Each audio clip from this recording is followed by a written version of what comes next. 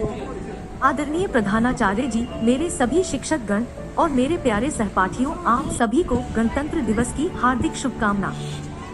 आज हम सभी यहाँ बेहद खास अवसर पर 72वां गणतंत्र दिवस मनाने इकट्ठा हुए हैं। भारत के लिए गणतंत्र दिवस केवल एक पर्व नहीं, बल्कि गौरव और सम्मान का दिन है। यह दिवस हर भारतीय का अभिमान है। अनगिनत लोगों की कुर्बानी के बाद भारत माँ को 15 अगस्त 1947 को आज़ादी मिली थी, लेकिन उसे स्वतंत्रता का आकार 26 जनवरी 1950 को मिला, क्योंकि इसी दिन हमारा संविधान लागू हुआ था। भारत का संविधान एक लिखित संविधान है। हमारे संविधान को बनने में 2 साल 11 महीने और 18 दिन का समय लगा था। 395 अनुच्छेदों और 8 अनुसूचियों के साथ भारतीय संविधान दुनिया में सबसे बड़ा लिखित संविधान है। 26 जनवरी 1950 को डॉक्टर राजेंद्र प्रसाद ने गवर्नमेंट हाउस के दरबार हॉल में भारत के पहले राष्ट्रपति के रूप में शपथ ली थी। भारत के पहले गणतंत्र दिवस के मुख्य अतिथि इंडोनेशिया के राष्ट्रपति सुकर्नो थे। गणतंत्र का अर्थ है देश में रहने वाले लोगों की सर्वोच्च शक्ति और सही दिशा में देश के नेतृत्व के लिए राजनीतिक नेता के रूप में अपने प्रतिनिधि को चुनने के लिए केवल जनता के पास अधिकार है। इसलिए भारत एक गणतंत्र देश है, जहां आम जनता अपना नेता प्रधानमंत्री के रूप में चुनती है। भारत में पूर्ण स्वराज के लिए हमारे महान भारतीय स्वतंत्रता सेनानियों ने बहुत संघर्ष किया।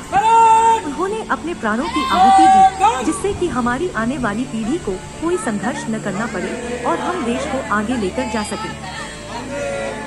हमारे देश के महान नेता और स्वतंत्रता सेनानी महात्मा गांधी, भगत सिंह, चंद्रशेखर आजाद, लाला लाजपत राय, सरदार वल्लभ भाई पटेल, लाल बहादुर शास्त्री आदि हैं। भारत को एक आजाद देश बनाने के लिए इन लोगों ने अंग्रेजों के खिलाफ लगातार लड़ाई लड़ी। अपने देश के लिए हम इनके समर्पण को कभी नहीं भूल सकते हैं।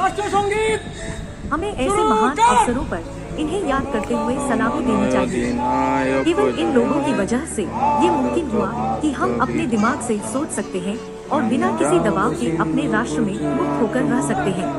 डॉक्टर अब्दुल कलाम ने कहा है कि अगर एक देश भ्रष्टाचार मुक्त होता है तो सुंदर मस्तिष्क का एक राष्ट्र बनता है। उनका मानना था कि 3 प्रधान सदस्य हैं जो अंतर पैदा कर सकते हैं। वे हैं माता, पिता और एक गुरु।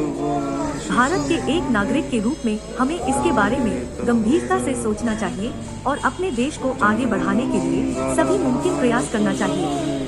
हमें जिम्मेदारी लेनी चाहिए तथा सामाजिक मुद्दों जैसे गरीबी, बेरोजगारी, अशिक्षा, ग्लोबल वार्मिंग, असमानता आदि से अवगत रहना चाहिए और अपने स्तर पर योगदान देना चाहिए।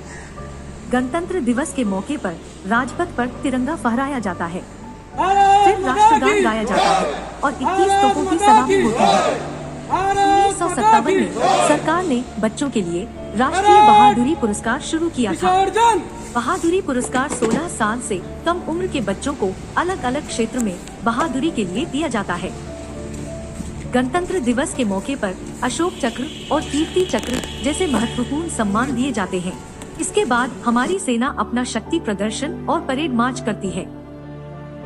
अंत में आप सभी को पुनः गणतंत्र दिवस की हार्दिक शुभकामना। जय हिंद।